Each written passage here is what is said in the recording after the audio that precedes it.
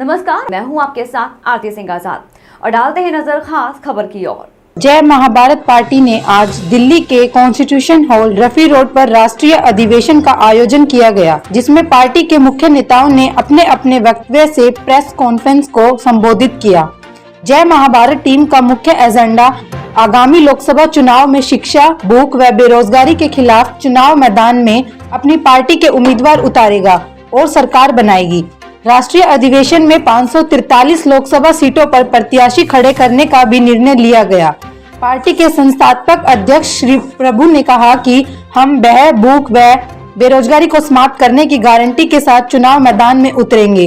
Party ने सभी 543 सीटों पर लड़ने का मानस बनाया है। इसके लिए समान विचारधारा वाले दलों के लिए विकल्प खुले। पार्टी के संस्थापक अध्यक्ष श्री प्रभु ने कहा कि हम भय, भूख एवं बेरोजगारी को समाप्त करने की गारंटी के साथ चुनाव मैदान में उतरेंगे। पार्टी ने सभी 543 सीटों पर लड़ने का मन बनाया है। इसके लिए समान विचारधारा वाले दलों के लिए विकल्प खुले हैं। एन पार्टी प्रमुख भगवान श्री अनंत विष्णुदेव प्रभु, राजयोगी श्री आनंद योगी महाराज, पार्टी के शीर्ष नेताओं गणेश दत्त जोशी, राजीव खोसला, सज्जन झा ने पत्रकारों को जानकारी देते हुए बताया कि अधिवेशन के समापन पर एक राजनीतिक प्रस्ताव पास किया गया एवं इसी मुद्दे पर अगला लोकसभा चुनाव लड़ने का निर्णय लिया गया। उन्होंने कहा कि दिल्ली के सभी 7 सीटों पर दमदार प्रत्याशी खड़े किए जाएंगे। उन्होंने यह भी कहा कि जिन राज्यों में विधानसभा चुनाव होने हैं वहां भी पूरी दमखम से चुनाव में पार्टी उतरेगी। उन्होंने कहा कि वह महिलाओं को 100 वर्ग का प्लाट देगी, 50% आरक्षण और सस्ते दर पर लोन दिलाएगी, किसानों की MSP देने की घोषणा करेगी। पूरे भारत में सभी को एक जैसी शिक्षा दी जाएगी। भारत के सभी लोगों को सभी प्रकार के भ्रष्टाचार, बलात्कार से मुक्त कराएगी। पूरा भारत शांतिपूर्ण जीवन जिएगा। मेरा नाम करमजीत सिंह चौहान है जी। मैं पंजाब से लुधियाना से आया हूँ जी। और सर, आप यहाँ पे क्यों आए हैं आज? ये जय महाभारत पार्टी जो है, इसमें मैं एज ए कोऑर्डिनेटर पंजाब में काम कर चुका हूँ। पिछले 2 साल से मैंने इसमें काम किया कोऑर्डिनेटर के नाम से। क्या क्या काम किया सर अभी तक आपने? वहाँ उस समय विधायक के इलेक्शन थे जी। तो विधायक के इलेक्शन के लिए 128 सीटें हमें विधायक की चाहिए थी, जिसमें मैंने 128 विधायक तैयार किए हैं। सर, आज की जो प्रेस कॉन्फ्रेंस हुई है उसके बारे में? जो प्रेस कॉन्फ्रेंस हुई थी वो जलंधर में हुई थी और बहुत अच्छी प्रेस कॉन्फ्रेंस हुई थी। आज जो प्रेस कॉन्फ्रेंस हुई है उसके बारे में? आज जो हुई है बहुत अच्छी हुई है प्रेस कॉन्फ्रेंस। मीडिया, दिल्ली का प्रिंट मीडिया, इलेक्ट्रॉनिक मीडिया सभी आए हुए थे। सबने बहुत अच्छे ढंग से प्रभु जी से क्वेश्चन किए हैं। वो भी उन्होंने भी कोशिश की है कि मैं अच्छे तरह से इनको फेस कर सकूं। उनके तीखे सवालों का जवाब मैं ढंग से दे सकूं। किलोमीटर पानी रोकने से शुद्ध पानी पी भी सकते हैं। उसमें रफ्तार से चलाने वाला बोट चालू करने से पूरा दिल्ली का आधा ट्रैफिक का समस्या खत्म कर देंगे। किसी भी रास्ते का विकास के लिए सबसे तीव्र गति से विकास हो हमारा, वो आप किस चीज को अपनाओगे कि जैसे हमारा विकास बाकी कंट्री से भी ज्यादा हो जाए? हाँ, मैं ये मानना आता है आज तक जो भी देश को चल रहा है, हकीकत में ये लोगों को अर्थशास्त्र में नॉलेज नहीं है। जब तक आप फाइनेंशियल स्ट्रेटेजी में समझते नहीं है, देश को आगे नहीं ला पाते। अगर वो लोगों को समझ में आता है 1 रुपया इज इक्वल टू अमेरिका $2 होता है, मुझे आप क्वेश्चन कर सकते कैसा होता है। 1975 तक किसी देश का करेंसी डॉलर के ऊपर आधारित है। 1975 के बाद यूएन ने रेजोल्यूशन लिया था, जिस देश के पास सोना ज्यादा है अकॉर्डिंग टू दैट उसका वैल्यूएशन करेंसी होगा। तो भारत में कितनी मंदिरों में, कितनी मस्जिदों में, कितनी चर्चों में, कितनी किला में बहुत सोना है। अब कई लोगों के पास सोना है, उसको अगर reserve bank of India, union government of India पे मर्ज करने से ये पब्लिक का प्रॉपर्टी हो जाएगा। जब अपना 1 रुपया अमेरिका का $2 का इक्वल हो जाएगा। ये छोटा 4 क्लास का बच्चा भी कहते हैं, लेकिन ये लोग ऐसा करना नहीं चाहता। वजह क्या है? गरीब रहो, हम राज चलाते रहे। ये नीति कुटिल नीति से हटना होगा। दिल साफ होगा। भ्रष्टाचार के खिलाफ आपके एजेंडे में क्या है? जो जय महाभारत पार्टी करप्शन को हमेशा रोकने के लिए हर तरह से प्रयास करेगा। करप्शन पहले करने का मौका भी हम नहीं देंगे। करप्शन करने का बात की बात अलग है, पहले मौका भी नहीं देंगे हम।